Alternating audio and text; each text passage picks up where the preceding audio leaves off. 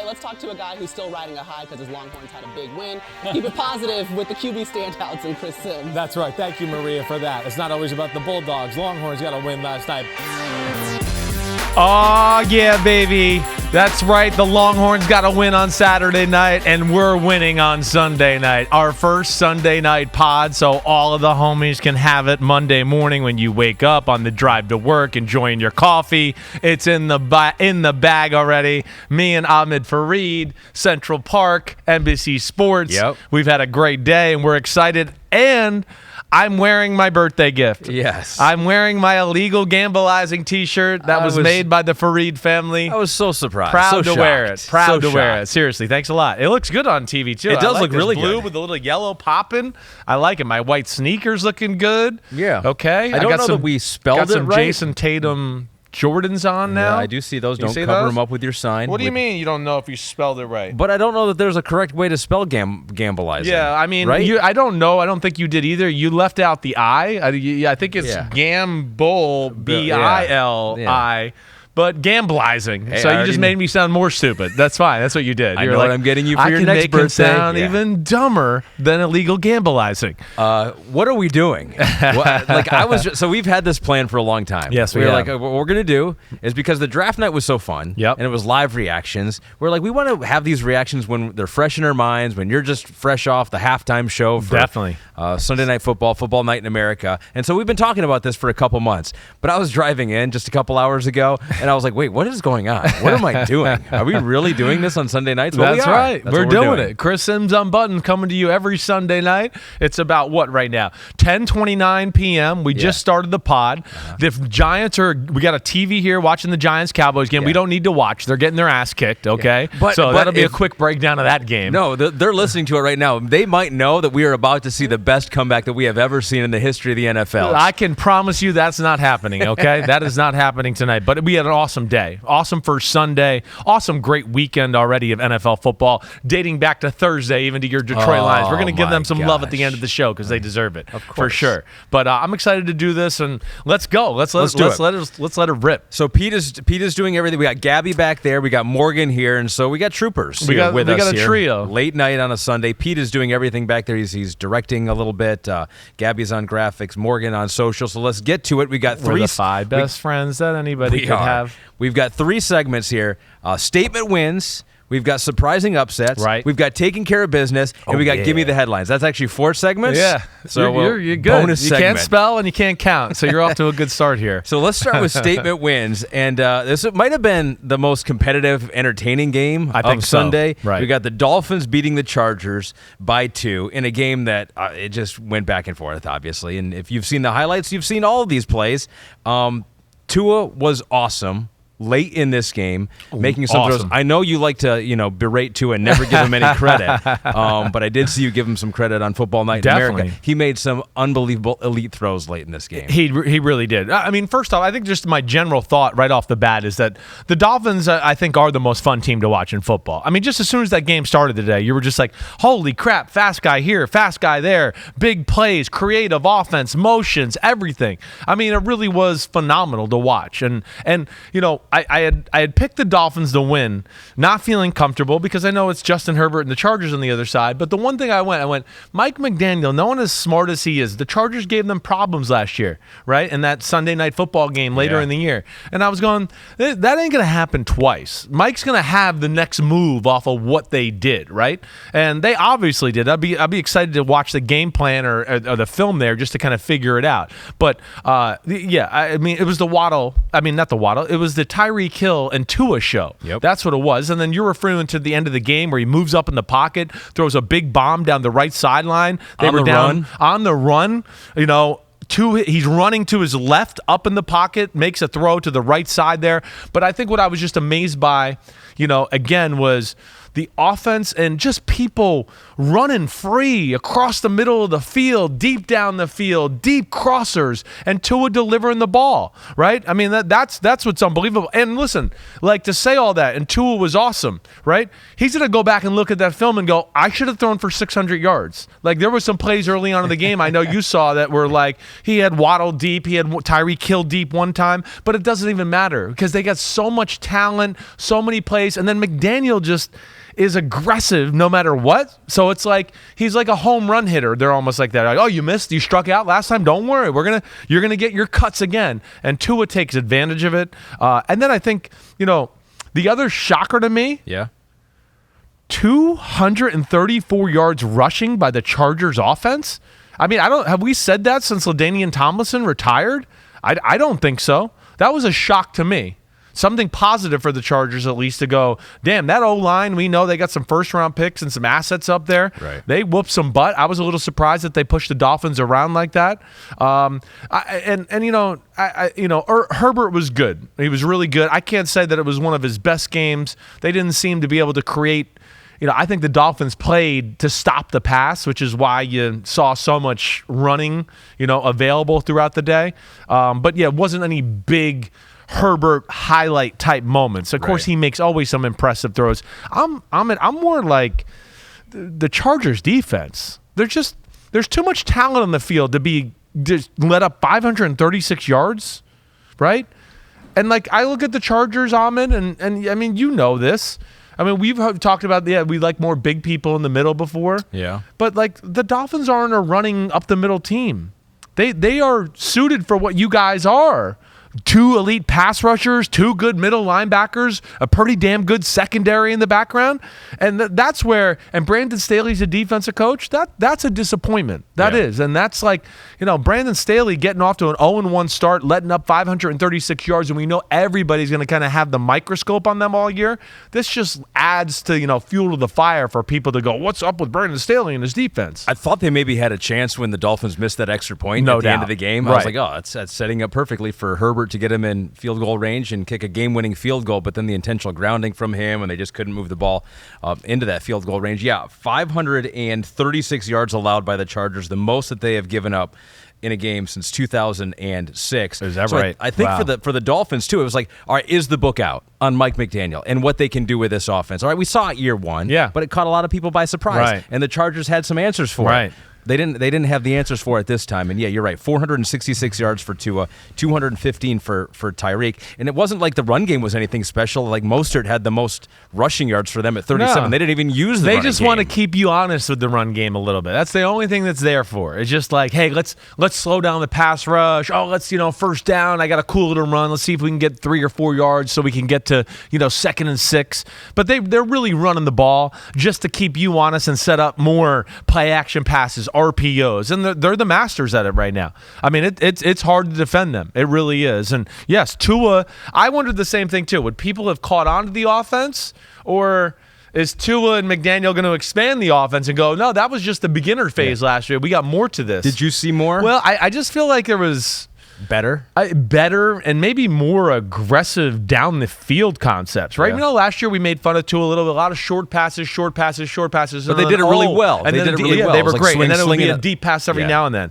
Today I felt like it was like, no, you, we're going deep, and then the next play we're going deep, and they just kind of kept the pedal to the metal, and it was very impressive. I was shocked that their defense got run on like that, like I said, but they're fine, I think, with being in shootouts anyways. They really are, and I think Vic Fangio, his first game as defensive coordinator and them learning that system, I think we got to give them a little leeway there as well. But the Dolphins, like we said before the year, it's one of the best rosters in football, like we saw. They got players everywhere. Well, they got stars on defense. Exactly. Fangio brought the house on that last one. The last so play, Phillips right? got in there, and you got Wilkins. Exactly. And you got Chubb. They do have stars everywhere. I honestly would have picked them probably to get to the AFC Championship game. Yeah. If I didn't have so many concerns about Tua being injured. I understand that. I just can't bet on Tua playing the whole season. And this game here, 36-34, it's crazy. There was four turnovers in the game, right? the 2 turnovers by the Miami Dolphins, and they were both 536 yards of offense, and they fumbled a snap on the 5-yard line on the first drive, and then Tua threw a kind of a bad interception in the back left corner of the end zone, or they could have had more points. But that just speaks to how explosive they are, how effortlessly. Like, they're one of those teams where you look at them and you go, they're on their own 20. Let me go look at somebody else. And you look back and you go, wait, they're on the 5? How did they get down there already? They're extremely fun to watch, and really, I think one of the fastest offenses I can remember here in recent history. Statement win from the Miami Dolphins. They're 1-0. The Chargers are 0-1. Our second statement win, listed by Pete here, is the Eagles. Yeah. Defeating the Patriots, Right. 25-20. It looked like, for me, that it was going to be a statement win from the beginning, although I think the Patriots... I think they made the statement, maybe. I honestly think that. Yeah, right? I think Pete did a bad job of putting him in that category. But either way, Pete's doing everything here No, we're going to save it. It was the Patriots with a statement. The Eagles got the win. That's right. Yeah. Well, the Eagles are so good that the other team can make the statement and they can still win. In a loss, yeah. If it was that close and that much of a comeback. But no, it was Mac Jones sort of making plays after getting down early. Yeah, what's your headline big takeaway from this one? I think the interesting thing is the Patriots D was real, right? I mean, we haven't seen the Eagles offense kind of struggle to that capacity where, we're spoiled by what we saw from them the last few years. They just kind of march up and down the field on teams last year. Oh, wait, you load in the box? Oh, who cares? We'll throw a bomb to Devontae Smith. Mm-hmm. But, one of the things we said, even on my Thursday podcast with Floria, the Patriots had big people up front that made me think between the big people up front where they could go, okay, we can rely on you guys to hold the fort down a little bit, and then they have a good secondary, and of course it's Bill Belichick and that game planning that, they had a few wrinkles and made Jalen Hurts and company uncomfortable throughout the day. He never really got in a solid rhythm throwing the ball. And then I think the other aspect of this is there was a statement by the Eagles, so Pete wasn't wrong. The Eagles defense reminded us that, hey, we lost 2 middle linebackers and 2 safeties. We still got a whole bunch of other guys here that are awesome. And, I can promise you Mac Jones, Bill O'Brien, and Bill Belichick weren't going, let's throw the ball 54 times in this game. Yeah. So that just tells you they could not run the ball at all, especially with the state of the New England Patriots offensive line. And Mac Jones made a lot of good plays, like you said, kind of got hot at the late in the game and made some really great plays to kind of march them up and down the field a little bit there in the fourth quarter when they needed it. But ultimately, I think this game goes back to 2 plays. It's the Patriots could have won the game, except the Eagles' defense made the 2 biggest plays of the game. Whether it's the pick 6 by Darius Slay, and then the very next drive, Ezekiel Elliott fumbles, right? I think that was Jordan Davis who maybe caused that fumble. I can't remember exactly.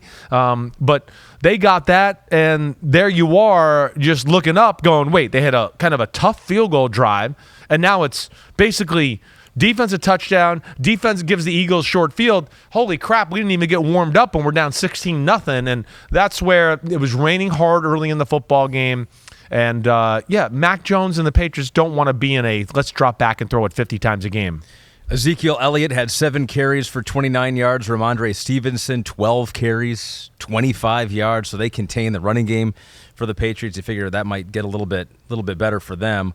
You didn't mention Tom Brady getting honored before the game. Well, you're right. It was awesome. Hating on Brady I wasn't hating on it. It was awesome. He could tell you in the back. I was like, this is so cool. Yeah. And really, I could tell he was so emotional. You could tell he was fighting back tears like throughout the day, right? And they almost mounted a Tom Brady type comeback. Really, that's where I was like, this is going to be so fitting if they do this right there. I will say this, if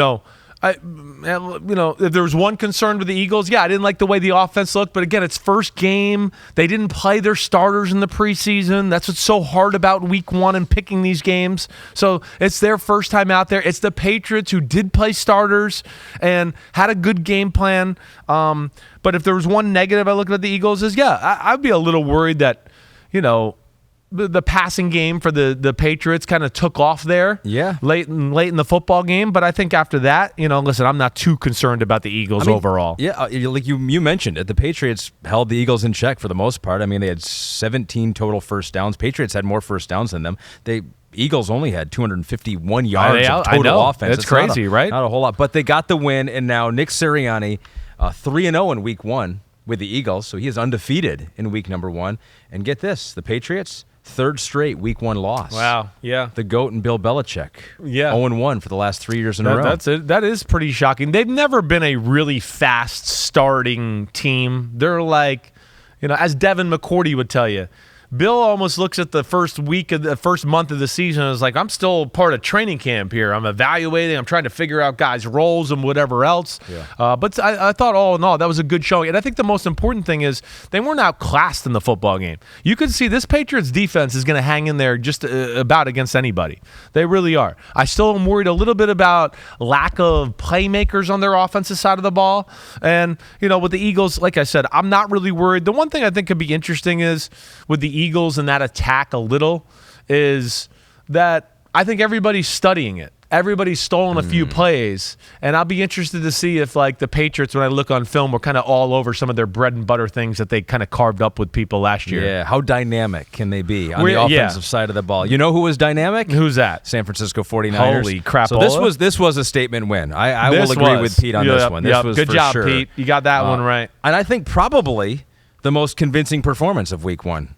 Would you give him that? I would. Well, hold on. We do have a game currently going on Dallas right now. is going. Don't forget about us. All right, of the week 1 afternoon football games, you are 100% right. 49ers win 30-7 over the Pittsburgh Steelers, who I think Mike Florio picked the Steelers to win this game. He did, and I picked the 49ers, so that's one for me. I like that. But yes, hey, the Steelers, we know. I wax poetically about them in the preseason. I know. They looked like the best team in the preseason. Oops. Yeah, oops is right. Now, this was one of those, kind of like the Dallas Giants game, where as soon as the game started, and Pete will tell you this, I was like, it looks like the 49ers are playing in fast forward, and the Steelers are playing in slow motion. It almost popped off the screen right from the get-go. And, of course, that started with Fred Warner and the defense making some plays early on. Their defense was so fast, right? And then offensively, first drive of the game, right, there they were. And Shanahan has a gutsy 4th-and-1 call to kind of jumpstart them on that first drive, and they convert to 4th-and-1. They think they threw the ball in the flat to Kittle, and then they went down and scored the touchdown. And really, it was like the game was never the same from that point on. And it just felt like the Steelers had no chance. I mean, Pickett, as good as he looked in the preseason, he looked extremely uncomfortable, and that's because the pass rush of the 49ers was all over him. When we saw replays and things, didn't look like people were open downfield, and then there was no run game. We were hoping Pittsburgh could have some sort of a run game this year. They had nothing in that department. Yeah, they got down early, so who knows what it could have been, but yeah, they ran the ball 10 times. That includes Kenny Pickett with 1. Najee Harris just ran it 6 times for 31 yards. McCaffrey went off, explosive plays, 152 yards for him. 65-yard touchdown run when the game was, okay, can the Steelers hang around? Can they make a comeback? It's 20-7. And then he runs off the left tackle and, breaks a tackle and then breaks another tackle and then kind of weaves his way down the side and gets some great blocks by Brandon Ayuk and Ray McCloud. The 49ers, I will say, as awesome as the Cowboys look in this Giants football game, they still didn't look as good as the 49ers did in that game. The 49ers would win the award for the most impressive Week 1 team. Yeah. You just said it. McCaffrey, the O-line, that Steelers vaunted defense, right? Cam Hayward got hurt. And I mean, me. Brock Purdy? That's just a second-year guy coming off an injury, and it's like he didn't miss a beat. We're retiring Purdy good. We have to at this point. I'm retiring. It's really good. Yeah, we're gone from Purdy good. It's really good. I mean, it really is. At some point, because I think that's the thing. It's like the Cinderella story, right? It's just like, okay, yeah, but last pick of the draft, this just doesn't happen, right? Tom Brady, it happened one time, but Brock Purdy's got deficiencies. His arm's not that strong. He's coming off an injury here. Right. What did he show you in this game where you're just like, man, maybe this is for real? Yeah, I think it is for real. Right, I'm not going to go like Tom Brady. Even he's though a little bit better than Tom Brady. Even though he was a 6th-round pick, Brady was like, you got in the NFL, you're like, damn, he can throw the ball, right? His arm popped, or you're like, ooh, this is special. Purdy does it a little bit more with a God-given feel and instincts of feeling coverages and defenses. And I've had talks with Shanahan, like with some of this stuff. Shannon will say, he's like, he sees things sometimes, and I'm like, how did you get the ball there? And he just sees them, he goes quicker than just about anybody he's ever been around. So I think that's what he loves. So it's great feel, right? It's accurate pinpoint throwing for the most part. And then his mobility, once again, is underrated. He made a lot of good runs, escapes in the pocket today. So he's just a natural football player. He's not. I don't think he's ever going to wow us with lasers or whatever else. Sure. But it's going to be more like, whoa, good decision. Whoa, pretty good throw. Good decision. Oh, man, good escape right there. Oh, good run for 8. Oh, way to hang in the pocket. Ooh, pinpoint pass there. And that's what we got today. And I think as long as they can run the ball like that and he plays the way he is, the 49ers are going to be a handful. We know that. And, yeah, disappointing by Pittsburgh. I certainly didn't expect to see that kind of showing. You know what's funny about Purdy, too, is that he showed that in college a little bit at Iowa State, right? And I remember looking back at some early mock drafts, and at some points, people were mocking him in the first round. Like, he was like, maybe he's that guy, you know, because he had some runs in college. Sure. Where, like, he's one of the best quarterbacks in the country. Yeah. So it's funny how the narrative would be different if he ended his college career at the peak, which I don't think he did. I don't think he played well at the end of his career, and so then he was the last pick in the draft. That, and then, you know, everybody puts team success. All the things we complain about on this time. They complain about team success and blame it on the quarterback, right? That becomes a thing. Yeah. Here's the thing. Still concerned about Pittsburgh's O-line. I know it's the 49ers D-line, which is like, you know, of course, maybe the best in football, right? Deontay Johnson pulled a hamstring. Oh, yeah. That didn't look good. So that doesn't look good. I don't think you're going to see him back. He made a nice little run, and he was cutting. He pulled up lame. And here's the other thing, too. I want to see, can George Pickens separate from people? George Pickens can make all the 50-50 catches that are really like 90-10 for him. But the one thing that has jumped out to me a little into last year and a little in the preseason, and I saw it again today, is can he actually separate? Like, can he actually create separation and be wide open?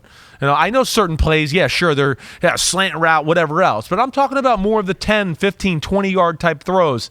If you really look at that, a lot of the times he has people on him, and he goes up and makes an acrobatic catch. You know, I don't want to say I'm concerned by the Steelers, certainly not that. But that just is like a tough way to start week one. One bright spot was our pass rusher. TJ Watt starts with 3 sacks to start the year. Is back. Yeah, he's back. But yeah, no, it's the worst home loss for Pittsburgh since 2006. So this is highly unusual for them. Week one, not the way they wanted to start. The Packers in the Jordan Love era. What? That's a good start for them. Yes, sir. Beat up on the Chicago Bears. The final in this one was 38-20. Aaron Jones was really good. What a good weapon he is. He was. He is I think the catalyst of this game. I didn't mean to cut you off. Go ahead if you want. Yeah, why'd you cut me off right there? I don't know. I just wanted to make sure we emphasize the catalyst part there. That was my only point. Aaron Jones was very good. Well, he really was. You know, I think, you know, good first drive. They get a short field, right? And this is where I don't understand football right now. It's still too aggressive on 4th and 1s. Here's the Bears. It's 4th and 1 on their own 45. We're just getting used to the season. It's a quarterback that's never really played. And we're going to go, here's the ball at the 40. Did you not see Dan Gain Campbell? Gain some confidence. Dan Campbell in Kansas City, how cool that was. He doesn't. They're not the Detroit Lions. Yeah, that's for sure. They're not. They're not. The Lions have more talent than the Bears. That's for sure. But no, so you get stopped there. You give them the short field. They go and get the touchdown. Jordan Love makes a nice 3rd down pass to Dobbs in the back of the end zone. Very patient in the pocket. So that was really good. Right away, though, even though there was some struggles in the first half, I went, Jordan Love looks comfortable. I wasn't, again, one of these things where you watch a game and you go, okay, they're not scoring or whatever else. And, you know, you look at a guy and go, yeah, he just doesn't look comfortable. He looks a little rattled, whatever else. No, he seemed very within himself. I didn't see him, like, making bad reads. He missed a thrower here in the first half, but in the second half, got it going. Yeah. And then that's where the catalyst came in.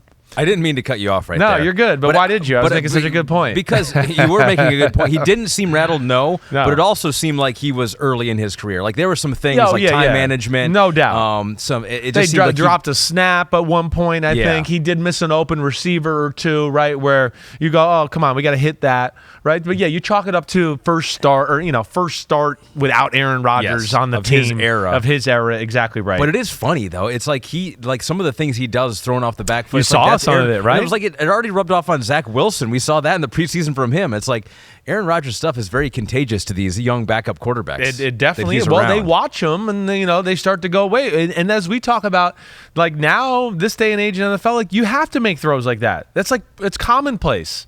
That's why we talk about Mahomes and Josh Allen or Tua on the last drive on the run throwing a bomb down the field. But like Jordan Love to me was one of the stars of the day. One of the stars of the day.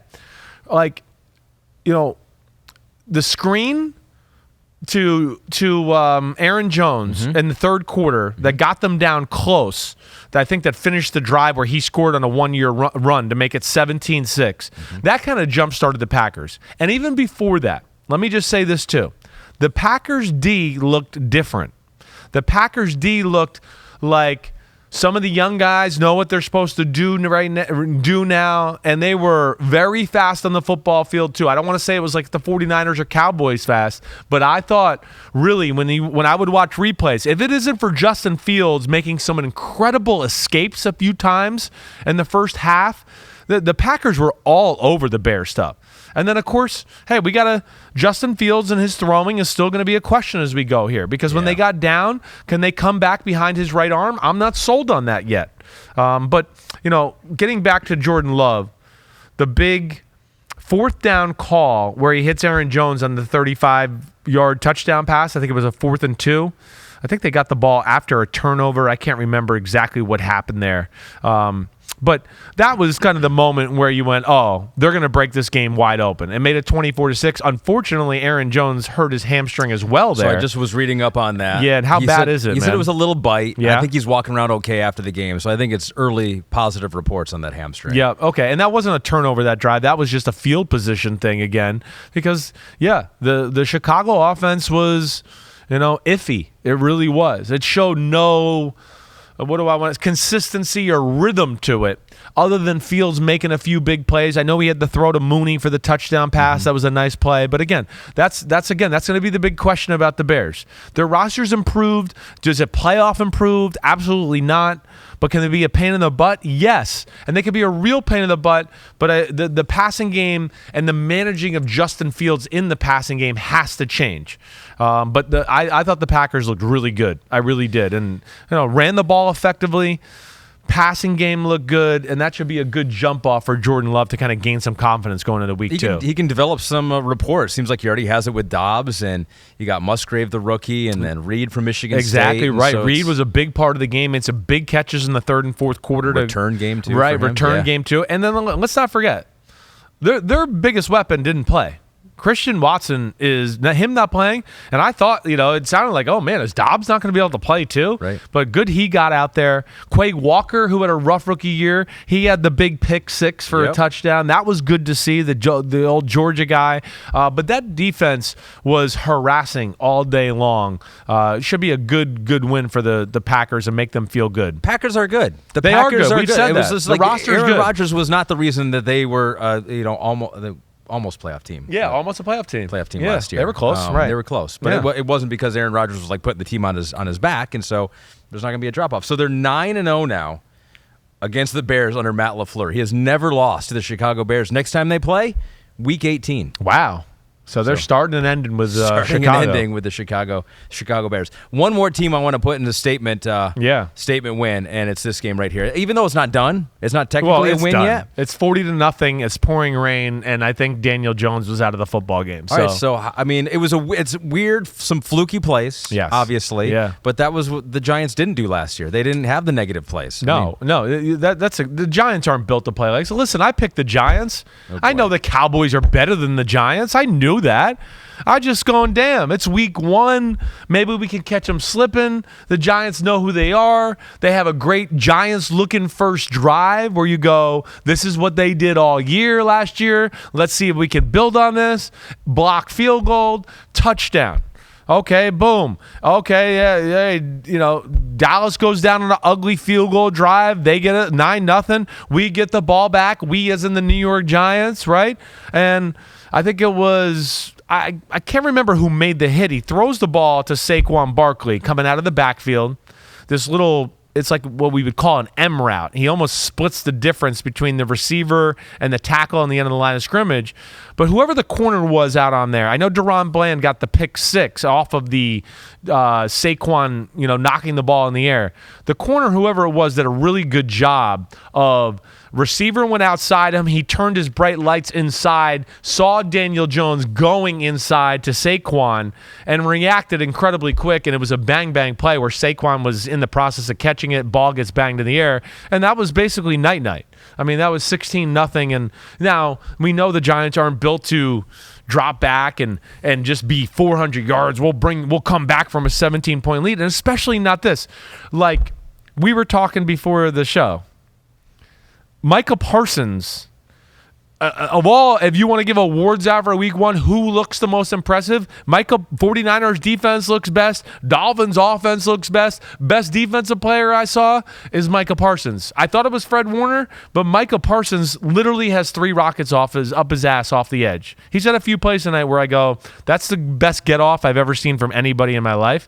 And he has taken turns whooping the shit out of every offensive lineman on the Giants. He's literally like, all right, I haven't got you. Let me line up over you. Oh, I haven't got you. Let me line up over you. And the Giants just have no answer for anything. And Dallas, who didn't even really do anything impressive offensively, didn't have to. No, and really. It's game over. Tony Pollard's looked pretty good. He did but look you're good. Right, nothing outside of that. I could have told you that about Micah Parsons, too, because I actually touched his arm a week ago at Penn State. Oh, so that was it. He was banging the drum. No, I just felt his arm, and I just felt his arm, and I was like, that's a defined arm.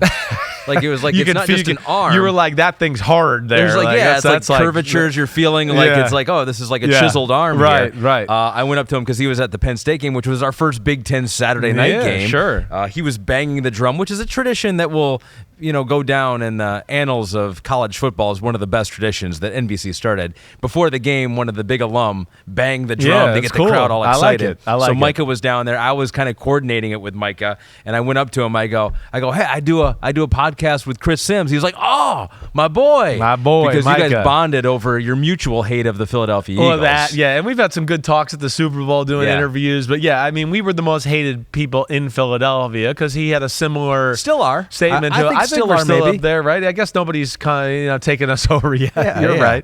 right. But man, that Dallas front. Did they have their way? And I'm sitting here watching NBC right now. It's the largest shutout in the series. The Cowboys won 35-0 in week 1 in 1995. It was actually the night they retired my dad's jersey. Yeah. And my dad was there tonight. So maybe my dad's the kiss of death for the Giants in week 1 against the Cowboys. Oh my God. Phil, stay away from week 1 Giants-Cowboys matchups, okay? All right, that's it. And the Cowboys are 10-1 in season openers versus the Giants. Total ass woman. And Pete, you said something in my ear there. I just want to make sure I didn't miss Diggs it. was the Trayvon Diggs. Trayvon Diggs had the hit. Yeah, was the guy. So their stars showed up tonight for sure. I mean, DeMarcus Lawrence, Micah Parsons, Trayvon Diggs, Deron Bland, who got the touchdown. They were all over the place. 9 minutes left to avoid the shutout for the Giants, so we'll be watching this. Daniel Jones is still playing. He's scrambling left. He's running. This is what he was doing all night. 1 yard gain. 1 yard gain. So 1 yard closer to breaking I'm a little that disappointed. shutout. I'm not going to lie. I thought the Giants would be a little bit more prepared and equipped for the pressure, the things that the Cowboys do. But the Cowboys, all their slanting and twisting and stunting and all of that, man, it's just like the Giants. They still haven't figured it out here, and the Cowboys continue to own my G-men. As someone who had the Giants missing the playoffs and the Cowboys winning the Super Bowl, this result is okay. In my book, I know I feel bad for you and Morgan and Pete and everyone here in this building. You don't really feel bad, but it's okay. It's been a good week 1 for me personally. Surprising upsets. Let's go to that now, and we'll start with the Battle of Ohio. The Cleveland Browns beating up on multi-million-dollar man Joe Burrow and the Bengals 24-3. It was sloppy, yes, but you don't want to give an excuse. Both teams playing the slop. And for the second year in a row, the Cincinnati Bengals start week 1 with a clunker. Give credit to the Cleveland Browns for that this time. Definitely. I don't even know where to begin here. I mean, it's certainly the run game of the Cleveland Browns and the defense of the Cleveland Browns with a scramble from Deshaun and 1 or 2 good throws on a sloppy day. But really, the defense was the story. The Bengals had no answer. First off, disappointing the way their offensive line looked. Again, you just go, man, they're going to be better this year, right? They got Orlando Brown. Things should be better. And Zadarius Smith and Myles Garrett looked like they were in the backfield a ton. Yeah, it's a rebuilt defensive line a little bit. It is. For With Dalvin Tomlinson there in the middle, certainly. Maybe one that I didn't give enough credit for. And then, hey, the two corners on the outside, they look like they played really good football. Newsome and Denzel Ward today. I mean, we never saw Burrow or that offense get in any rhythm or look even remotely good. Burrow, the ball slipped out of his hands a bunch. He threw some wobblers. That happened to Watson too, but it really happened to Burrow. He was wearing a glove by the end of it. He had to put the glove on. I was like, oh, Chris is not going to He hates glove guys. Well, when it rains like that, you got to do whatever you can to figure that out. No, you would never put a glove on. I wouldn't have. No, I'm not. I never would have. You have more pride. You have too much pride. With the glove, actually, I'd be worried about it. Like, once that gets wet, the ball becomes even more slippery, right? But, the one thing I always say, the Bengals, where I don't think they're the best early on in the season, because you've heard me say this before, they're not, overly creative, right? And I know some people have taken offense to that a few times. I don't mean it to be I just mean when they come into a game, you're not like, oh my gosh, this is a cool play. They never ran it. They never did this. They never did that. Where the Bengals get really good as the season goes along, they figure out how teams play certain formations and personnel sets. And then they let Burrow access those plays that they go, wait, when we're in a trips formation, they play Tampa 2. So then they get to the right plays in Tampa 2, and Burrow does if he has to with the line of scrimmage, and then they execute them perfectly, and now they're throwing the right play to T. Higgins or Jamar Chase against the right coverage, so now where they can make plays after the catch and all that. They never got in any form of a rhythm or knowing what Cleveland was attacking them with. And then their defense didn't do bad, other than, they were on the field a lot and slowly but surely got worn down by Nick Chubb in that run game. Nick Chubb got him for over 100, but yeah, you're right. The Bengals offense was just stymied by the Browns. 6 first downs compared to 10 punts for them. But Joe Burrow maybe has a Browns problem because he's now 1-5 versus Cleveland, his most losses against any opponent. They're definitely a problem there. They've solved Burrow. I always want to be like, well, maybe it's just that Seattle scheme that Cleveland had been playing, but Jim Schwartz doesn't play that scheme, so that wasn't it. They're just one of those teams that I think has the right pieces and the right way they play that gives the Bengals, the way their team built, a tough problem. Like, we talk about that all the time. It's where it's different than college football, right? One team can be better in totality, but that doesn't mean they match up well with every team perfectly in football. It's the beauty of the NFL and the salary cap and everything like that. And this seems to be a very tough matchup. One thing for the Browns, they're going to lose Jack Conklin. I'd be shocked if he's not gone for a real long time, if not the whole year. Looked like he got a, pass rusher came around the edge, right? And as they were swinging, they swung into his left knee, and it didn't look good. So that's going to hurt them a little bit. Ian Rappaport says a significant knee injury. Yeah, that's what it looked like. It didn't look good. Doesn't look good. So that's unfortunate. There's still a really good offensive line. We know that. Nick Chubb is still in the conversation for best running back in football. He was really impressive there. And like I said, the Bengals D was not bad. Early on in the game, when I wrote my notes, I wrote, man, Bengals D looks good. They were all over Watson and making him feel uncomfortable. They were slowing down the run game early on. I mean, again, it was 0-0 starting the second quarter. So they were doing, but slowly but surely, Watson in the run game made a few plays, and, with the Bengals not being able to do anything, that was all she wrote. You know what they're saying in Tampa right now? What's that? No TB12, no problem for TB. Give me the headlines. Presented by Hyundai. Oh, no, that's later. You're funny. Buccaneers beat the Vikings 20-17. How upset and depressed was Mike Florio about this game? He was like, he was playing the excited at first a little because they looked good on offense and the defense looked better. They did. Like, Justin Jefferson had 100 yards in the first half, I think. The story is exactly that the Bucs in the second half, and it's another one where I can't wait to go back and watch. The Vikings offense couldn't do anything in the second half. I mean, I think Kirk Cousins and company had 6 yards in the fourth quarter, right? They had 2 3-and-outs. That's all they got the ball, right? Really, it all started really at the end of the second quarter. The pendulum swung in Buccaneers' favor, and they kind of controlled it from there on out. Yeah, 3-and-out, 3 yards, 3-and-out, 3 yards, punt. Yeah, that was it at the end of the game. Cousins was under duress early, right? First off, they fumbled a snap when they were driving, so that left some possible points on the board. Then they had the ball, and Antoine Winfield blitzed off the right edge. I'm pretty sure the back should have picked him up, and Cousins got hit, fumbled. Bucks picked the ball up. So that was a big moment. I mean, really, they could have been up more than what they were up at halftime. That's what I think we were at, 10-10 at the half, right? 10-10 at the half. And, of course, then there was the interception down by the goal line by the Vikings, throwing the ball a little slant route. And I can't remember who picked it off. It was let me see, Izian, 29, kind of a tip pass. I think he threw the slant route a little behind him. And that Bucks D, they're going to have to play through that D. That D line's good. We know the linebackers are good. Their secondary with Winfield and those two corners are very good. If they could play that way with just hey, Baker, make a play here and there and don't turn the ball over, the Bucks are going to be a pain in the butt. I know. You look at some of those players and you're like, those guys are They got champions. some dudes they on defense, right? They got some dudes on. And then, you throw in a Mike Evans who caught the 28-yard post route from Baker and Chris Godwin with the clutch catch at the end of the football game. Yep. And it's a good win. The Bucks could be one of those teams that surprises us. I was surprised that, I know the Vikings were around Baker, but I think the Bucks O-line probably protected a little better than I thought. And to me, with the Vikings, we know the defense isn't that great. There's just too much on Cousins and Jefferson always. Yeah. It's just them and nothing else. Addison, I know, had some moments and had the touchdown. That was great.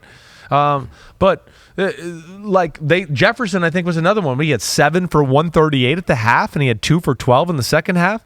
Yeah, they got to have some other roads of, we can't get Jefferson going. Who's going to be the other guy that could take over the game if they were doubling them or doing something, which, again, I don't know. I got to see the film to go back on that.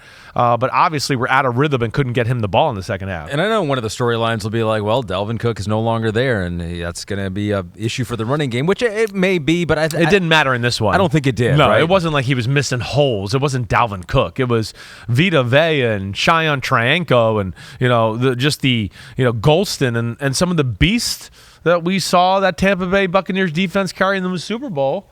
They were a handful in this game. And then Todd Bowles, of course, is a really good defensive coach and pretty creative on that side of the ball as well. So, yeah, that was, I don't want to say shocking. I didn't expect the Vikings to dominate them, but I thought they were going to pull out the win nonetheless. I was definitely surprised. Good for them. 11-0 in one-possession regular season games last year. They've started out 0-1. The Minnesota Vikings, as the Buccaneers are 1-0. I was like a proud papa watching the LA Rams play. Not that I'm Matthew Stafford's dad, because I'm not. No, you're not. I couldn't be. Your last name's not Stafford. I'm old. I'm older than he is, but not enough to be his dad. But just as a Lions fan who loves Matthew Stafford, he's my second favorite player of all time. I've made that very clear. Yeah. Barry Sanders is 1. Matthew Stafford's number 2. I was watching him play against the Seattle Seahawks, and I was like, dude, man, when he is himself, he is so fun to watch play quarterback. What? Like, Matthew Stafford on the low is one of the stars of Sunday. First off, most people don't even know who his receivers are. Okay? Yeah. And I mean that. I mean, people that work in the business. I mean, I'm back in the studio going. You're sitting next to one right now. Well, that's what I mean. Tutu Atwell, if you're following things, you kind of know who he is, all right? And then I don't even know if I'm saying his name right from BYU. Nakua? Yeah, we all know about Nakua. Yeah. What's his first name, Pete? Huka Nakua. Yeah. Oh, Puka. Puka. I was going to say Puka. So I've heard of his bars. And it's not before. like he's a game breaker. So you go, man, no Cooper Kupp, an O-line that I don't think is anything special. But here's where he's amazing. It was one unbelievable 5 and 8 and 10-yard throw after another. And then, we've done that. Oh, hey, Tutu Atwell, I got a chance to throw the ball down the field here. Boom, on the money. Yeah. Okay, we hit that one, right? Van Jefferson had a bad drop in the game, too, I saw at one point. Remember He that? did, yes. They had also a missed field goal and a blocked field goal, right? A mare. I'm giving it to him. Most surprising team of Sunday. I think so. So we've hit, best team, best defensive player, best offense, most surprising team. Did we give that already to someone else? No, I don't think surprising. No, I don't think we did yet. Rams, for sure. What? It's like, first off, Raheem Morris, the defense, the Seahawks never got in any rhythm or got anything going. what concerned me is, one, it looks like their left tackle from Mississippi State got hurt. So I saw him go off on a cart. No. I hope he's okay, right? But never got run game going. And Geno Smith never looked comfortable. They never got anything going where they had one methodical drive for the touchdown to make it 10-7. And after that, it was Strugglesville, like in a big way. And, not being able to run the ball okay. And I just, with Seattle sometimes, and you've heard me say this before, and this even goes into last year, they're just a little too reliant on their Jimmies at times. And I mean that their Jimmies and their Joes instead of the X's and the O's. It's a little just too like, well, DK will win on the slant. DK will beat him deep. Geno will throw the ball on the money. And there's just not enough system plays to kind of jumpstart things every now and then. I don't care who you are, how talented your offense is. You like Shanahan does to the 49ers. He doesn't just go, we're awesome, I can be really basic. He goes, we're awesome and we're going to be awesomer because I'm going to do all this crazy stuff. And I feel like Seattle kind of just like, when it looked like me in the game and when I saw replays and stuff, it just looked like they thought, oh, we're better. The Rams got 20 rookies on their roster. We don't even know their own line, right? Some of their guys are gone. It kind of looked like that. And then LA came up with a chip on their shoulder, flying around on the defensive side of the ball. Veteran leadership from a great quarterback. He's a great quarterback, Matthew Stafford. And he does not have a great supporting cast. And that just shows you what a great quarterback can do. He made that offense look like, wait, is he the one with, 3 big-time receivers and a big-time running back and these new players on defense that we're all excited about? No, it was the other team that had that. But McVay, tough, battle-tested Rams. That's the one thing I always give them credit for. And you know that since I've started working with you. They don't back down from anybody. No. And they came up there in Seattle and shocked me. I think they shocked the NFL, really. You mentioned it, a few injuries for Seattle. Uchenna Nwosu got hurt in this game. Yeah, the left tackle and right tackle both got hurt. Oh, the right tackle Abraham too. Lucas left with a knee. Charles Cross left with a toe, although Pete Carroll says about him that x-rays looked okay. And Lucas is just a flare-up, not necessarily a new injury here. Okay. So it's just okay. me. So I okay. think maybe so that's those okay are somewhat positive on the offensive line, but the result was not okay for the Seahawks going down to the Rams today. One more surprising upset, not to you though. Because if I remember correctly, didn't you take Josh McDaniels and the Raiders to beat damn right I did. Sean Payton-led Denver damn Broncos? right I did. The Raiders are one of those teams, as I said, when we did overs and unders, I was a little like, Yeah. When we did the AFC West rankings, I was like, The Raiders' offense is good. It's good. It's going to be good. Their O-line's too good. They got that damn running back. The receivers, you saw, man, Jacoby Myers today. He looked damn good. You couple him with, of course, we know Devontae Adams. It's only a matter of time before he goes off. And then even though the Raiders' defense isn't star-studded, they're really well coached. I'm a believer in them in the coach department. Yeah, do they need a few more studs on that side of the ball? Yes. Right? So they're one of those teams that's kind of like a wild card for me in the AFC. They can definitely upset some people and annoy some people. Yeah. Game planning, you're not going to physically outclass them up front, I don't think, on either side of the ball. And then, of course, Max Crosby is one of the league's best pass rushers. And like I said, Patrick Graham, the D coordinator, they're smart on that end. And there's another one where Russell Wilson was phenomenal in the first half. I mean, he played really good. But in the second half, the Raiders made some adjustments, and without Jerry Jeudy and some of their firepower, they couldn't really get going once again. And that was with Jimmy G throwing a stupid interception. Were you like literally hearing me in your voice going, that Simms is going to kill Jimmy G for that? I go, there's the play. There's the play. We're kind of about to feel good and control the game, and he throws the ball up into a mosh pit. Like, you're like, what? You played too long to do that. It was, 13-10 at that point? I think so. Right? And then that led to the Denver going down, I think, and getting a field goal to make it 16-10. But, of course, Jimmy G and company answered back, and, good for them getting the tough win on the road. There was a tough week for them with all the Chandler Jones crap and all of that, too. Good to see the Raiders pull that off and Sean Payton's opening game. With either of those teams, did you see anything different in the Josh McDaniels offense with Garoppolo and anything different with the Denver Broncos offense with Sean Payton and Russell Wilson together. Yeah. I mean, I saw some Sean Payton type plays, I guess is what I would say. Like his West Coast offense, diving into that, specifics. No, anything that was better, like with Russ, like where you saw, okay, he's going to be able to do this better with Sean Payton than he did last year. He was definitely just knew where he wanted to go with the ball in the first half. That was what jumped out to me. Yeah, and like. Okay, 1 and 2 weren't open. Let me get out right now, right? It wasn't like last year. It was 1 and 2 weren't open. Wait, let me hang in there and let me give it another second. I just thought he was a little more decisive with his actions. Brought the athleticism back. Brought the athleticisms, and that's how they got some of those touchdowns. Yeah. In the first half was him moving around a little bit and making some nice throws there. But got no run game to really speak of consistently. And I think the thing that worries me about Denver is kind of what I said a minute ago. Do they have enough firepower right now with some of these guys out? They've had some tough injuries, How right? Could they? Exactly right. I mean, Sutton's really the only guy that scares you in the pass game. Can they get Marvin Mims, the kid from Oklahoma who can fly? Can they bring him along to be something here? But that's going to be something to watch for Denver. They're going to be game planning the right way. Their defense is going to be good like you saw, but can they make plays on the offensive side of the ball, right? It can't always be like in the first half, I think Russell was 17 for 19 or something like that. It was something along that, but it can't always be that. It's not going to always be able to execute perfectly. Sometimes somebody's going to have to make some big plays and do something there, and it was 17 of 19. I was correct. I beat you to it. 7th straight win for the Raiders over the Denver Broncos, and so they get the win there. Yeah, the Broncos maybe have to be like the Giants were last year to be a playoff team. They have to be smart. Play no turnovers, play through the defense a little bit. Run the ball, move Russell out of the pocket a little bit, max protect a little here and there. Yeah, take it slowly, take care of the football. They certainly could have won this game today. Yeah. There's no doubt about that. Jimmy G has the big scramble at the end of the game to put it away. But, I'm not giving up on Denver. But, yeah, they're not going to be a flashy, like, fastest or greatest show on turf type of football team. It's a final. The final second is ticked off the clock, 40-0. Cowboys get the win. We're seeing the handshake with Mike McCarthy.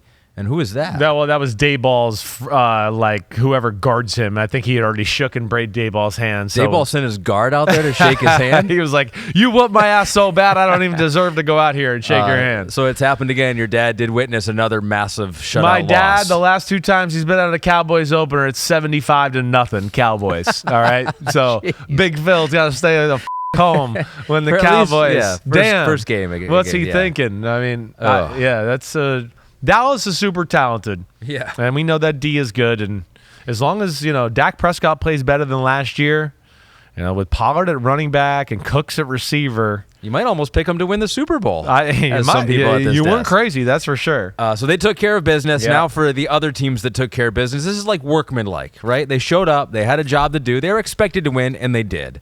Although for the Jacksonville Jaguars, there was a point in this game where I was like, I don't know that it's going to happen. What's going to happen here? They did pull it off against the Colts, who I thought looked fun and good, and they're going to be a fun team to watch. Like last year, the Colts were bad and not fun. Like this year, they might be bad, maybe not as bad, but at least they'll be fun to watch. I would agree with that. You're right. But the Jaguars were just a little bit better. Jaguars are better. There's no doubt about that. I think when you take into Lawrence had the interception that was really a drop pass that got intercepted early in the game. Mm-hmm. He got strip sacked from behind, and Bigsby recovered it. And did you see that? He just stood there. Yes. He thought it was a forward pass, and he had the ball, and somebody knocked the ball out of his hand, and Forrest Buckner ran for a touchdown. Yeah, right. And then dove across the goal line. That was one of the weirder looking plays. I think it's probably in contention of the weirdest play of the season all year long. It's up there. That's the weirdest play of the day. Let's give it the award of the weirdest play of the day. There's actually, I think, one that's coming up that's weirder. Okay, and we're gonna get into it too because I got some things to say about it. But that was pretty weird. Okay. That was weird. Maybe 2. Yeah, maybe number 2. Actually, that might have been the weirdest play. Maybe the other one's gonna be the worst call of the day. Oh, worst referee call of the day. Right. Okay, but yeah, I mean, again, lots of crazy plays, whether it was the strip sack, the interceptions. The Colts got stopped on 4th and 1 at least 2 times. The Jags got stopped on a 4th and 1 at midfield another time, right? Then they're backed up, and they were down 21-17, and Agnew had the huge punt return down the sideline, right? Makes a big play there, and that's where He makes the big return, and then I think it was a 10-play, 46-yard drive for a touchdown to put them up 24-21, and they slowly but surely put the Colts away. To your point, the Colts, Richardson looked better than I expected. It was a good game plan. He made a lot of good throws. For the most part, he missed a few throws, and I'm going to expect that. I know. What are you laughing at? There was one out of the backfield. He was rolling right, and I think it was his tight end or something like fullback. Right. I think it was tight end. And he threw it to him, and it was high, and the guy had to go up and get it. And you could see Richardson just put his hands on his helmet. He was like, oh, yeah. And he caught it. I know. And you could see the tight end's smiling a little bit afterwards. Right. But it was kind of a cool exchange because Richardson knew. He's like, oh, my God, how did I do that? I cost some yards there where you had to expose yourself just to catch the ball. That team's going to get behind Anthony Richardson. You can already tell. You can see the talent. You can see the talent. It's obvious, and he's a good dude. He's going to be the franchise guy. I hope he can get it all together, which I think he can. But no, he's gonna be a talent, fun guy to watch. tough. I think that's a good first start for him. Ran the ball well. Banged up his knee a little bit at the end of the game. Their D is good, so that'll let them hang around.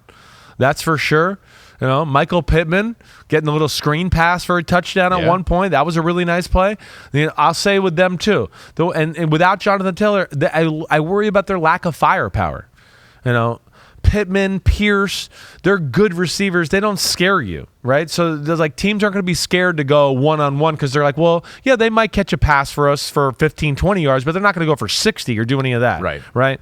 Now, the Jaguars, they got some explosive ability. Etienne, the touchdown run he had, right? And then Calvin Ridley in the addition there, you can see that's going to be a really big benefit for that offense. And then Trevor Lawrence looked, he threw the ball awesome. I know it wasn't a smooth day, but he still made 4 or 5 throws today where I just go, shit.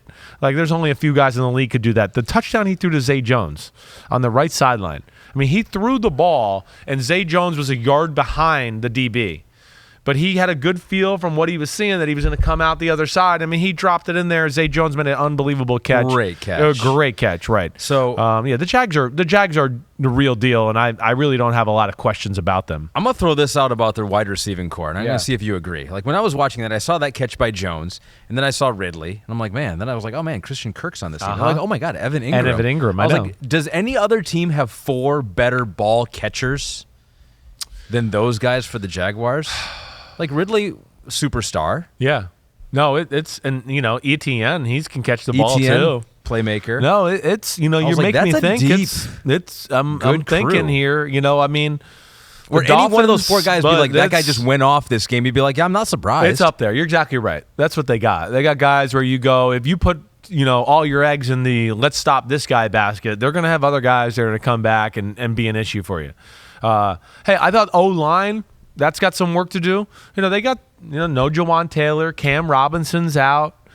Scherf got hurt in the game, right? I think he was down. I don't know what his status was. So he came back in the game. He did come back? That's good to know. I didn't know that. But, yeah, their O-line to me, definitely was not as dominant as I was expecting. I felt like the Colts were around Trevor Lawrence a lot. And then, hey, what about my man Josh Allen? He had a good day. Getting 3 sacks. Trayvon Walker got a sack.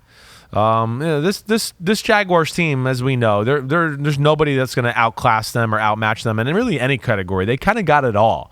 It's just about how good they can be, how can they execute on a weekly basis, and can they be consistent doing that. They showed us at the end of last year. Let's see if they can continue it here this year. How good can the Falcons be?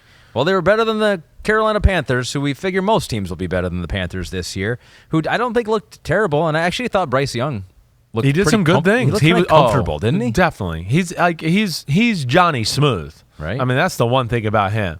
Does he ever panic? Has he ever been does he ever get stressed in his whole life? Yeah. He is that for sure. You're a small dude amongst giants, and you're not sweating it at all. No.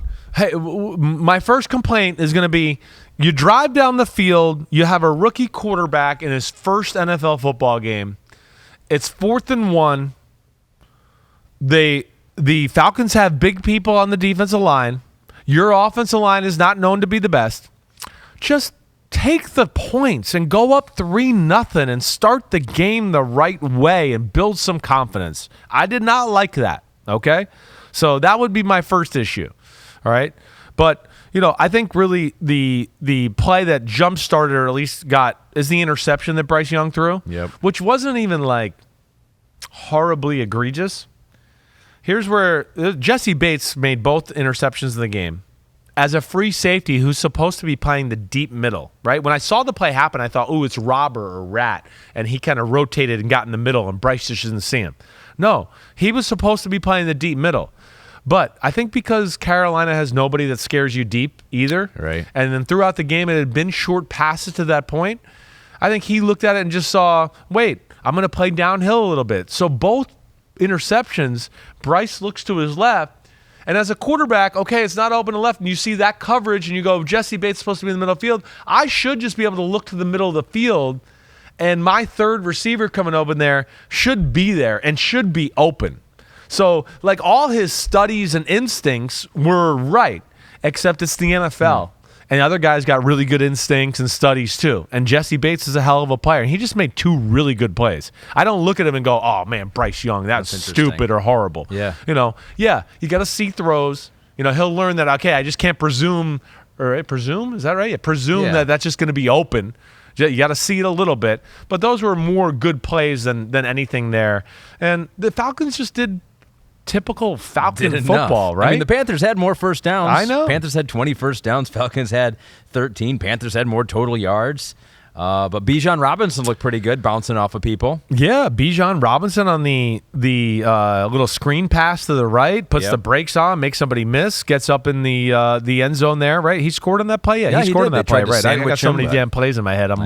And then yeah, I mean, ultimately, like, I'm never this guy, but those 3 turnovers by the Panthers really came back to bite them in the ass because the first one the interception led to a touchdown, right? We had the fumble, and I can't remember who fumbled, but that was where Panthers fumbled, and then who was it?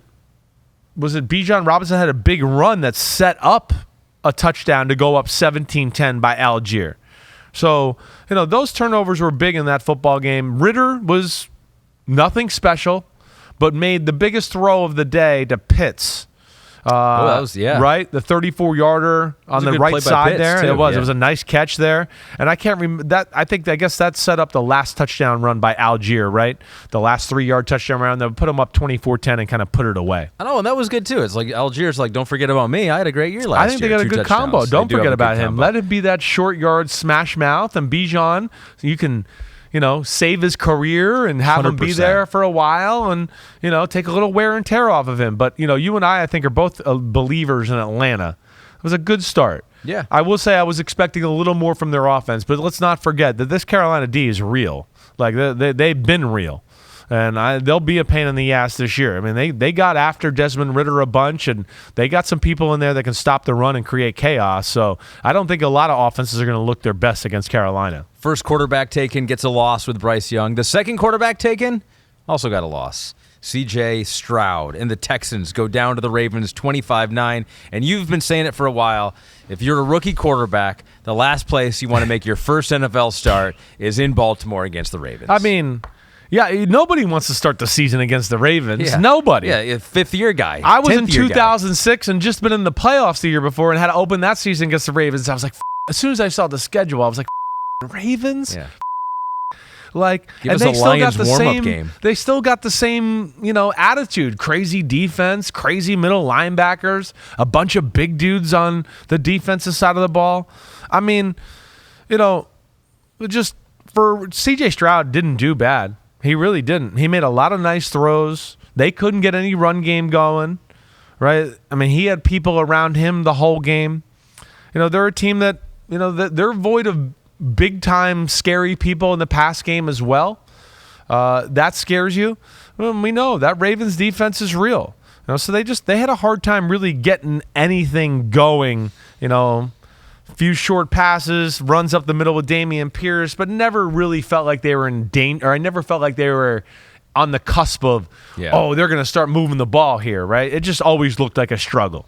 Now, the Texans defense made it look like a struggle for the Ravens offense, too. It did. Right? It was like, okay, you're stuck in neutral, are the Ravens, and they obviously lost J.K. Dobbins with the Oh, Achilles. my gosh. That's the biggest bummer of the first Sunday. The J.K. Dobbins, Ronnie Stanley got hurt. Linderbaum got hurt. Yep. Their first-round center from last year. So they took a little bit some blows here, even though they got the 25-9 victory. And I think the most disappointing thing is we were all excited to see this offense and what it could bring to the table here. You know, Todd Monk and the new weapons. You think all that handicapped them? Oh, I think the biggest thing is they didn't play in the preseason. And I think you see that. Like, here's another team that has a lot of talent, just like the Eagles. I don't give a shit who you are. Yeah. Like, you got to play ball. Thanks for censoring Yeah, yourself no there. problem. I was going to say the F word. I substituted with the S word. All right. You saw that? But yeah, so they were rusty, right? And not that Lamar was bad, but it certainly just wasn't good, and nor did they ever look comfortable. Now, I will say this. One guy looked comfortable. Oh, though. yeah, I know what you're going to say. You know that, right? Yeah. I mean, Zay Flowers was the best offensive player on the field. For sure. Right? I mean, he made some 5-yard gains where you go, that should have been a 1-yard loss, or this was a 10-yard gain and it should have been a 4-yard gain. And I mean, he was phenomenal that way. Zay Flowers has some real juice, and you could see that they believe in him already and what he's going to be able to deliver to that offense, because a lot of those plays were for him today. Yeah. So I'm excited about that. Yeah, but wasn't quite the offensive showing. They'll get there. You know, I know they're still going to be able to run the ball, but yeah, I'd like to see a little bit more in that passing department. And I was happy that Rashad Bateman was out there healthy. Yep. Odell caught 2 passes too. Right. So he's making his presence felt. But yeah, Zay Flowers was so good, I'm going to stop calling him Zay Jones. Yeah. He's earned his own last name. I like Which is it. funny. I listen to other NFL podcasts to hear what they're saying, right? Steal some of their stuff. Right. Multiple podcasts have said Zay Jones for Zay Flowers. Oh, we're not the only ones. I've messed it up so many times. it continued to mess it up. I saw you rocking. There was Pierre. What? One What's of our Pierre directors. doing He was here? going to walk behind us, and he saw we were so- on, and he tried to go back Well, way. that's not going to work. We Yeah, got you, no. Pierre. Nice yeah, try. If we could have Morgan move the camera now to follow Pierre into his office. The other again, they had a few 4th and 1 calls today in the game where I go, why? Okay. Your defense is playing great. They had a 4th and 1 on the 48-yard line, and C.J. Stroud got sacked for like a 16-yard loss to jumpstart the team. All right, so I don't understand that. And then they had another one later in the game, which I understand they were down at that point. I think it was 15-6, and they went for it and got stopped, and that led to the Justice Hill touchdown and put them up 22-6. Pete, this is what we're gonna have to do. We're gonna have to start editing out the 4th and 1 go for it, because it just throws off Casey. Chris. It just throws him off. Well, it derails Chris. You and he can't get me can't. off of it. I write it in my notes. I have it there. You got to take it off of the feed somehow. It's like when there's a 4th you're and 1. You're a defensive team with a rookie quarterback. Play defense. Try to make it field goals. Your defense was playing good against them. I just don't understand a little of that over-aggressiveness there. But also, hey, listen, I know he's probably looking at going, we're not as good as the Baltimore Ravens. I need to give my team a jump start that way. We'll see. Ravens D look good. Those injuries are concerning. The pass game has to be better. Time for 2 more games, and we'll do that with Give Me the Headlines, presented by Hyundai. And so, well done, Pete. We have the animation. If you're watching on Peacock or YouTube, good job. Although maybe Gabby helped him out with that. I wouldn't be surprised on that I'm whole sure. thing. I'm sure. So we got 2 games, and can we do this at night? You know, usually in the morning we have some time to sleep on it, come up with a headline. You know, we're in the office. We're an editor of a newspaper that's not going out of business. We're thriving. Yeah, I guess so. 2 games we're talking about. I guess so. There are 2 headline games here. Well, this might actually hurt the newspaper. The 2 headline games are the Commanders and Cardinals and Saints and Titans, although there were things to talk about in those games. Commanders defeat the Cardinals 20-16. Your headline is? Not in Commanders yet, okay? Yeah. I mean, it was a good start. Yeah. It was. All right? But specifically Sam Howell. He did some good things. Made a few young quarterback mistakes, some sacks, misses a throw. Yeah, a lot of people going, it's Heineke-esque, right? Yeah. It's a little bit of that, but this guy's got more talent than Heineke. But there was a little bit of that. He had the fumble, had the interception that we talked about, the Zaven Collins where, I don't know if you saw this, he like tried to put some juice on the ball and like really tried to throw a heater and like lost control of it and basically just threw a duck up into the air. And Zaven Collins caught it, right? It was like, it ended up being like a 6-yard throw, and I think he was trying to throw like a 20-yard laser, right?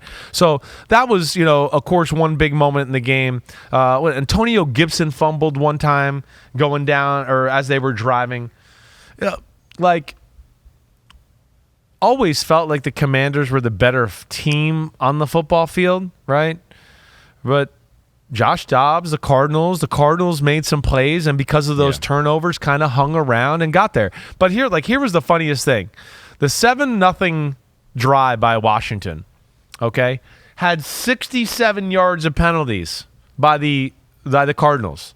PIs, personal fouls, did some dumb stuff to let up the first touchdown. And then really, listen, Jonathan Gannon, he should be proud. His defense did some good things. It did. They didn't run the ball all that well, Washington. They got pressure on Howell with a bunch of guys that I think a lot of people would be like, I don't even know who's on their defensive line. And there was not a lot of big pass plays. The Cardinals' secondary is good. That's the one thing I know. Okay. They got some players over there. Between Marco Wilson, Budda Baker, Thompson, number 34, there's some ballers on that secondary. Zaven Collins, of course, making the play there.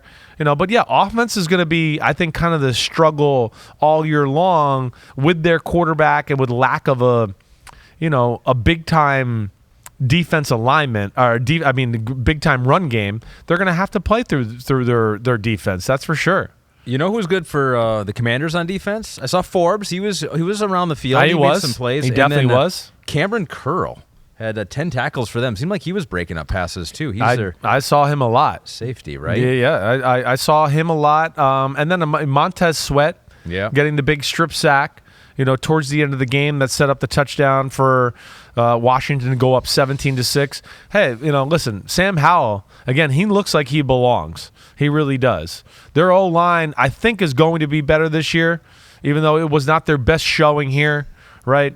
Gardeck got the one strip sack where, Sam was looking downfield and just, where he's like, I give him a lot of credit, stands in the pocket and does not flinch with people around him. Yeah. But to the point there where, he's got to feel that pressure a little bit, or he's going to lose the ball a lot. Yeah. What was the nickname I was going to have for him? It was like something like Heineke-like. Oh no, Bitty Baker, like Baker Mayfield. He's a little bit like that too. That's right. That's who we said. Remember coming out in the draft? That was kind of he's like a Baker Mayfield light, a little bit. The same. Doesn't have quite his arm. He does look like him, and he plays a little. I want to see if I'm missing anything else here. No, hold on. One more thing. I've got one. Oh, do you have one more thing? Go ahead. Let me hear yours first. I'm a little like Jonathan Gannon and also Shane Steichen, the two coordinators that came over from the Eagles.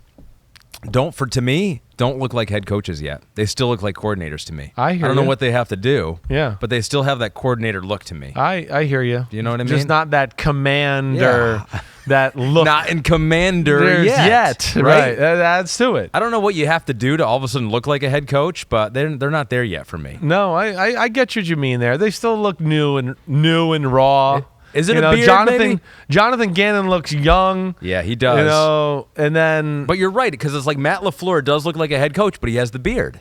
Right. Maybe they have to grow. So Arthur he's got Smith, nothing. Beard or mustache. But Shane Steichen had a little scruff on there today, didn't he? He had a little scruff. Maybe. Maybe he's trying. But in your first game, like, you probably saw some clips, and he's probably a little bit like stressed too. And you're like, that doesn't look like a calm head coach. Yeah. Hey, it's a new experience for them as well. I think this thing I wanted to say was, Sweat, strip sack, fumble, and then another fumbled snap of the day. There was like 4 or 5 fumbled snaps. Dobbs fumbles the snap, and that gave Washington the chance to get that last field goal, and that was in their own territory. That was all they needed. Hey, it's just preseason for some of these teams that didn't play in the preseason, or players. So don't you cut them some slack here. Week 4, they're going to be taking all those snaps perfectly. I don't think we can expect the Cardinals to win a ton of football games, right? I don't mean, I'm not trying to be disrespectful, but I think that was encouraging, at least, that they hung around today, created some chaos on the defensive side of the ball. And Joshua Dobbs, for being there for, 10, 12 days, he looked better than I thought he was going to look against that Washington defense. Titans hung around with the Saints. Saints pull off the victory, 1-point victory, 16-15. Your headline for that game is? We got a new car, baby. And how did it run? Actually, I drive a Tesla, so it doesn't make that sound. It just goes shoo. Yeah, right. Sounds like the Batmobile. Yeah.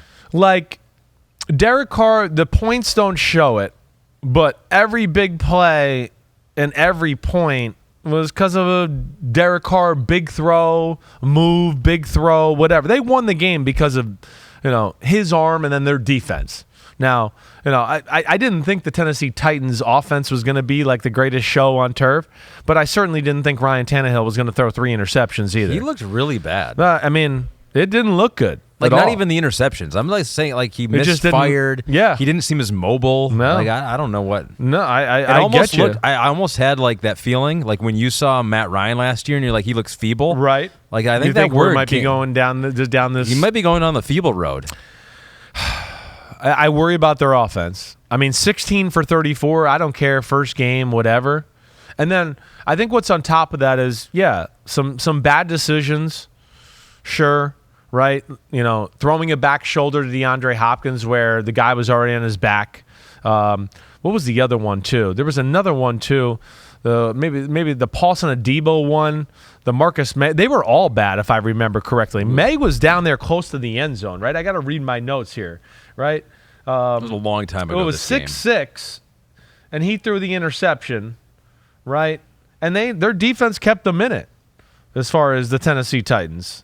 The Titans' defense was not bad. It's just they couldn't hold down the post, hold down the fort forever. But my point was, getting back to that, it's just that the Tennessee Titans, like, who's going to separate for them?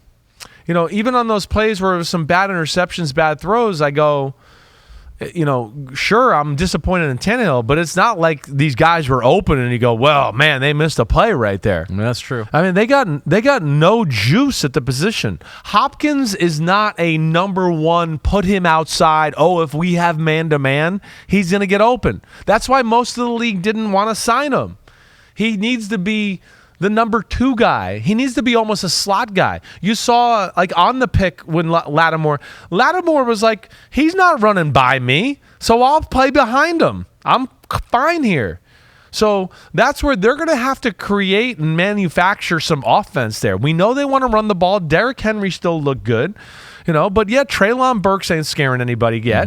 Westbrook Akina sometimes looks like the most dangerous receiver. He would be the one, probably. Right? Yeah. So that's where I can concerned about them. I will say, though, Tennessee's defense, I think, has some hope. I know they let up some big plays in this football game, but they played tough and did some creative things and didn't make it easy on Derek Carr and company. Saints fans saying, like, come on, we won the game. Talk about us. Chris Olave looked good.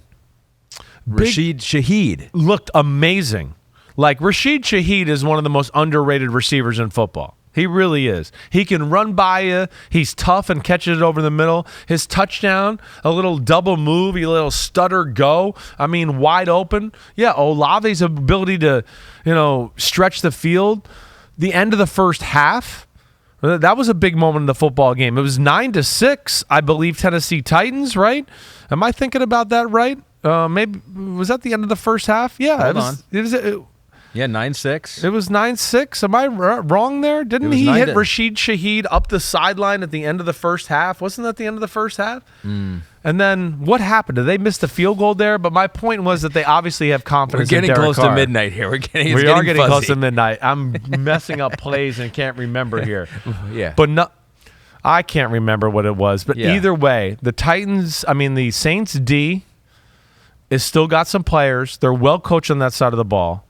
I think the run game, it'll get better as we go along here. They still have a very good offensive line. And, of course, we got to wait till Alvin Kamara gets back. It's still encouraging the way Derek Carr looked, the way they made plays in the pass game. Yeah, the Saints could definitely be a player in the NFC, that's for sure. And that was Give Me the Headlines presented by Hyundai. I don't want to forget another game that did happen. Before we get to our Monday night game, my Detroit Lions. Speaking of proud papa, You should be. I should have come in with my Detroit Lions hat, my sweater. I mean, I wore your T-shirt. You should have wore your own T-shirt. I was in JFK Airport. I had a flight. I was going to Maryland for a Big Ten Saturday night game, but the flight was delayed, so I could watch the whole game in the airport. I was pacing up and down the concourse, watching on those big screens, and it was like they needed, Kadarius Toney to turn in the worst game for a receiver ever, and Kelsey not to play. And that's not their problem. some would even call it an asterisk win. But well, I will stick up for Mike Tirico in that. Yeah. Well, he's everyone perfectly legitimate in saying, wait, maybe the greatest tight end in history not playing in week 1. This isn't week 16 where people are banged up, and the best defensive tackle in football. He's allowed to say, okay, maybe he shouldn't have said the word asterisk. I don't know if that offended him, whatever, but it'll fire us they up. weren't We're gonna at get their T-shirts absolute now. best. Okay, Mike knows what he's doing. I think he's a Michigan guy now, and so it's like he knows what he's doing. He just created bulletin board material. I don't know this. I'm just thinking this right now. They're going to be Detroit T-shirts now. That's going to be like asterisk or something like that. I'm sure. Your fan us. base was motivated. They were yelling at me for not picking the Lions to win the North. Yes. I had all of them mother effing me. They were like fun mother effing me, though. Yeah. That's where it was kind of good. Let me just say this. Yeah. Lions they're going to be a fun team. And I don't say that just because I'm a fan, because you know me. I'm like a nervous fan. But like there's so many fun players to watch on the defensive line, offensive skill players, now defensive secondary with Gardner Johnson. I was like, this team's got definitely character, personality players now. Yeah, you do. Here's the first thing. You got the biggest O-line you can ever imagine. Yes, exactly. Like when they came out without the pads on, you were like, wait, what are they going to look like when they put the pads on? Yeah, you were there. You saw them. It's unbelievable how big they are. Okay, and then Aiden Hutchinson looks different. I went up to him. I was like, you're bigger. I was like, you put on some muscle. And he's like, oh, yeah, I did. Oh, thanks. Like a big meathead that he is, right? And I say that in the most awesome way ever because he's awesome. Like, he really is. Yeah. He's the star. He was the best defensive player on the field in that game, I think. I'm not crazy to say that. Yeah. Right? Maybe not in the building because Chris Jones was there. Well, yeah, right. Maybe not in the building. Asterisks. But the Jared Goff, a lot of big throws. Yeah. I mean, again, it's no dink and dunk show with them. It's like standing there, 20-yard in cut, 20-yard out route. I really like that, and he's fearless in that manner, right? We know I think your run game's only going to get better, all right? The one thing I am a little worried about with you guys is Amon-Ra is awesome. Reynolds is really good. But with no Jameson, like, who scares you, right? Yeah. And that was one of the things I think the Chiefs did good. I think the Chiefs realized, like, wait, we can be a little aggressive, crowd the line of scrimmage, and maybe stop and slow down the run because we got pretty good corners and there's nobody that really scares us back here, But the biggest thing was the gutsiest call of the weekend and a fake punt on your own 19-yard line. Oh, yeah. And then Kadarius Toney dropping the ball that was perfectly thrown for a pick six. And there's nothing wrong with that. Fine. Drops happen. There's a lot of people I saw drop balls, and the defense dropped the interception off a tip pass or whatever today. Brian Branch, phenomenal play there. And then here's the other thing to go on top of that. I think if you're going to ask me one thing about Kansas City, right? And yeah, the drops happen, and sure, they had opportunities to win, but they didn't. I'm going to be a little worried about the Kansas City Chiefs receivers. I watched back some of that film, all right? And they could not separate from Detroit. Now, your secondary is better, but, like, I'd be a little worried. Sky Moore doesn't create a ton of separation. Valdez-Scantling's really just a straight line guy, all right? Richie James, a smaller guy who, again, these are guys that need to be like the 3. And they need a little help to get open. If you're just going, hey, line up here and they're man-to-man and you're going to get open, that ain't going to happen. So if Kadarius Toney is not on his A game, I worry about the Chiefs. And, of course, not Travis Kelce being healthy. Yeah. That's where I would worry. And then the NFL has to do something about the right tackle being 4 feet off the line of scrimmage. That's bullshit. Come on. Like, the NFL should have called the referees like they do whenever there's a dicey call and go, come on, guys, it's egregious. Everybody and their mama can see it on TV. So move them up a little bit. I didn't like that. But either way, that was a good win for you guys. And, yeah, you guys are for real. The one thing I noticed when I was out on the field, they just said, Lions will not be outclassed by anybody this year. And as we're thinking about that, Yeah. I never got to my worst call of the day. Oh, that's right. Derek Carr got strip sacked. The Titans picked it up for a touchdown, and we're gone. Okay, and they blew the whistle dead, which they shouldn't do, right? And then they doubled down because they knew they blew the touchdown for the Titans. They called it an incomplete pass. They called it an incomplete pass. I saw that. I've been watching football my whole life, and I was in a room with a whole bunch of people. None of us were drunk, but I guarantee the guys that were drunk at a bar saw it, and all the people I was with that have played football, coached football, and all that, it was a fumble. And it seemed like the NFL was like, not only was it a fumble, it should have been a touchdown. So let's just call it an incomplete pass. Yeah. And I didn't love that. But that is why they gave him the win in the end, because, the script just had to follow through. So it's just like, we do feel bad about that. We will give you the win, but we're taking away that touchdown. My last point against the Lions, to go back to them, is that fourth down call early in the game, obviously, everyone's talking about it. But I think that was so important for the Lions because this is the first year where I think a lot of people have said you've come into the year with something to lose. Yeah. Like you're expected to be good. Right. You have something to lose. Right. And that play call indicated to everyone, we're not playing like we have something to lose here. We're going to play the same way we did at the end of last year. That's right. We got nothing to lose. They're going to go for it. They're going to be aggressive. That's how they're going to play, and they're going to put the pressure on you, through that style of play. And then that's good for them. It was a really impressive defensive showing. Offense definitely shows some potential and some scariness. Yeah. And I don't even think, Jahmyr Gibbs is just getting going and everything there. And there was something else I was going to say, but I can't remember it now. It's 11:51. Save it for Wednesday. PM on Sunday night, week 1. One more game to go. Monday Night Football. New York versus New York. Actually, New York versus New Jersey. Yeah. Buffalo Bills at the Jets. You predicted on the Picks Pod, Jets to win 28-24. You never disagree with earlier in the week, Chris. No. And you don't want to start this year, do you? No, I'm definitely not. No, okay. I'm going there with that. I'm going to believe in this Jets defense and that Rodgers and this offense. I don't think they're going to be like the greatest show on turf here, but he's going to take care of the football. They'll execute offense, and they're going to be the best looking Jets offense we've seen in quite a while, even though I don't expect them to blow the Bills defense off the floor, off the field, whatever the hell I'm trying to say here. Blow the doors off the Bills defense. Blow them off the floor. If they're laying on the floor, it could blow them off the floor. Who knows? Right. Yeah. But no, I look at this as going efficient offense, and then the Jets defense setting up the Jets offense for at least one easy score. And like I told you, listen, this scares me. Of course, it's Josh Allen. Yeah. Josh Allen's a Hall of Fame quarterback. I mean, he really is. He's special. Yeah, I'm saying that. We both. Yeah, no, I know. I agree with that. I'm not disagreeing with that. But we did not like the way they looked in the preseason, and I'm going to stay true to that thought that the Jets they're coming, and that defense I think has a chance to be real special and look like the defense that was out in that field tonight, like the Dallas Cowboys or like the 49ers in Pittsburgh. I think you're going to see a Jets defense that's up in that category. And we both did pick the Buffalo Bills to miss the playoffs. Yes, we did. This is a game that they would probably have to lose for that to we'll see. To happen. It's week 1. Let's not get too far in front of ourselves. You're right. Well, we've already put Josh Allen in the Hall of Fame, and the Bills not making the playoffs based on this one game. So. Yep, we did it. We did it. That was it. I hope everybody enjoyed it. I hope you're enjoying this on your Monday morning drive, drinking coffee, whatever. But this is going to be going all year long. Me and Ahmed Fareed getting a little crazy and stupid here at the end of a podcast at midnight. But it was awesome.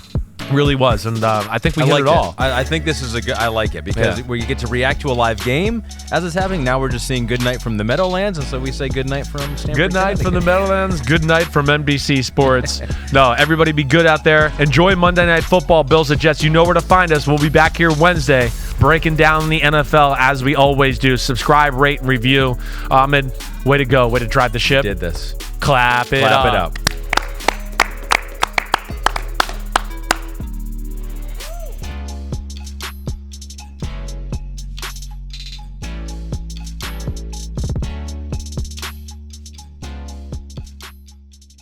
Yo, thanks for watching, homies. I appreciate it as always. The NFL season is right around the corner, so now it's your turn to hit subscribe to Chris Simms Unbuttoned. If you want to get all the training camp battles, preseason film review, playoff predictions, and much, much more, you know where to find it. It's right here, Chris Simms Unbuttoned. Please subscribe. Thanks again for watching. Peace out, homies. See you soon.